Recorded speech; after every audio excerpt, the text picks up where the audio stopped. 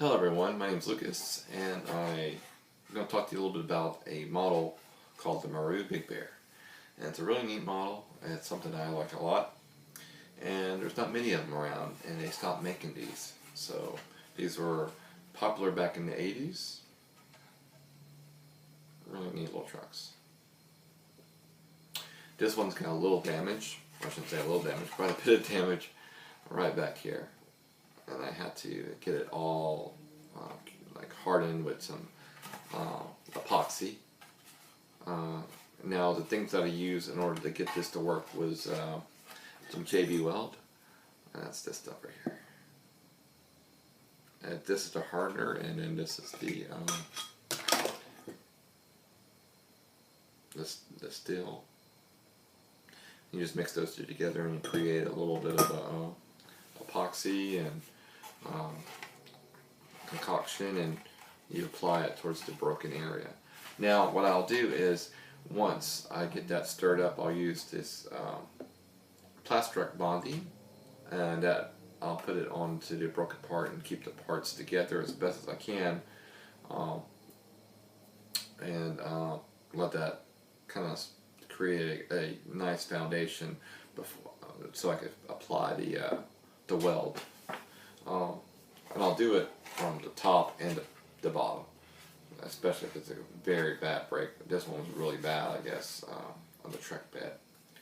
I didn't see it until I stripped it all down and noticed it was damaged.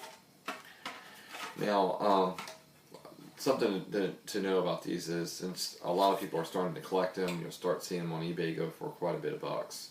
You usually don't see them less than 100 anymore. I know I used to see them, you get them for like 50, 60 bucks, but that's just not the case anymore.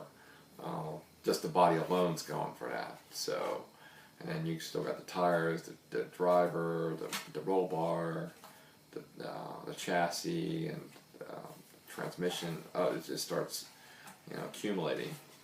But if you're trying to get something to complete your collection of RC models of that nature, then you should have one of these trucks in your collection, because this was a game changer in the RC world, in my opinion, and many others. I believe it was the first monster truck, electric monster truck out back then. So it created a movement.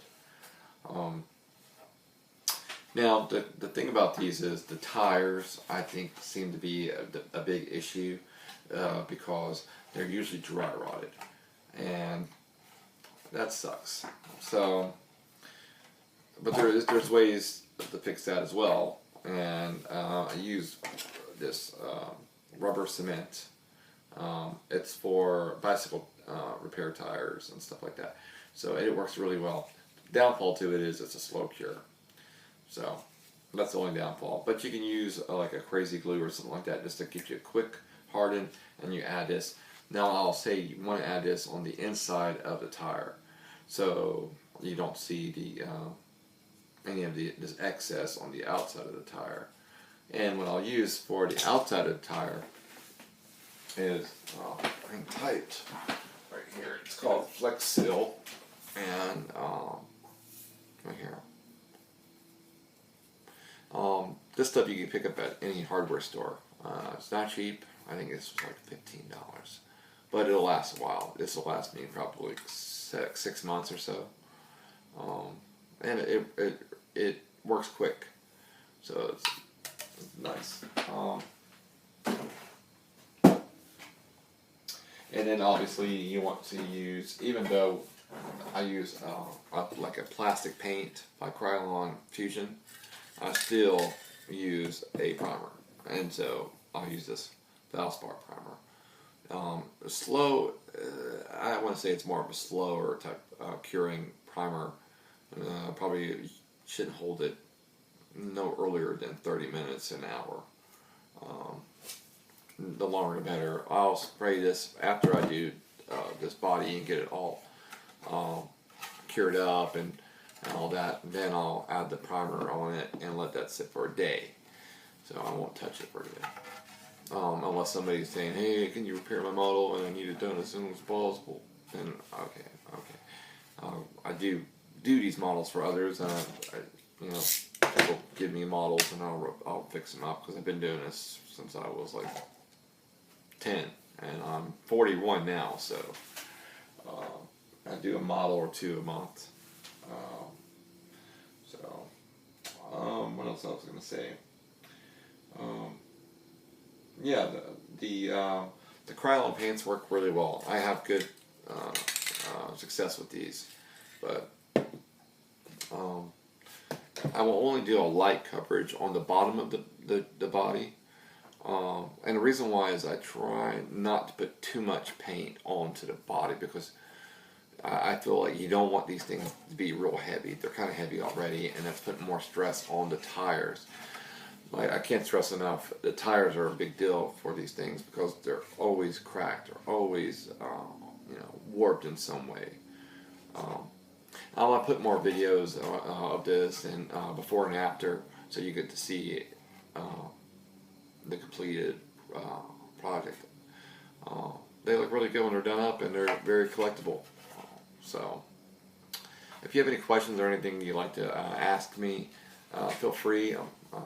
Always looking on the boards. I'm always around, so I'll get to you as soon as I can, and hopefully I might learn something from you guys. So, but I'll use all kinds of things in order to strip these bodies, though. I'll do a light sand first, and I'll use maybe like a mean green or some type of degreaser, and that works really well. So yeah. Also, another thing too is doing these models. You always want to have like a little sanding tool, or sandpaper. I use gator paper because it doesn't clog as easy, and with these models it tends to clog up sandpaper. This one doesn't do too bad, and this is what to have. I definitely recommend one of these. Yeah, can do these things, in my opinion, without one. Not as picky as I am on the details of everything. You want everything nice and done, crisp. That works really well. Now, another thing too is to look for is when you're going on the sites, is as most completed as you can get the truck, the better, because certain things are hard to find. They come up on eBay, but they're hard to find, or Craigslist. So there's the driver, the roll bar, the lights of the roll bar, the interior, the steering wheel. Yeah, those things are just alone will fetch quite a bit. But so you want to get the models. If you see one on eBay, you try to get one that's fully complete. Unless you gotta have it, then obviously you're gonna have to buy them separately, the pieces. But they don't make these anymore, so it could be a little bit of a hunt. But they're out there, and I promise you, once you get them done, you'll have a really, really beautiful RC truck that you can play with or display it. Yeah, and that's my take on these guys. I think in about 5 to 10 years, you're not even going to see them on eBay, and if you do, they're probably going to go for a lot more money. I'm thinking maybe like $500 or something like that, or $1,000. So before they go crazy like that, go ahead and get them while you can, and enjoy your build, because they're a lot of fun and they look great when they're done. All right, I hope I get some comments or questions come my way, and I will get to them as soon as I can. And I'm always looking forward to that kind of stuff, and get to modeling. All right, have a great one.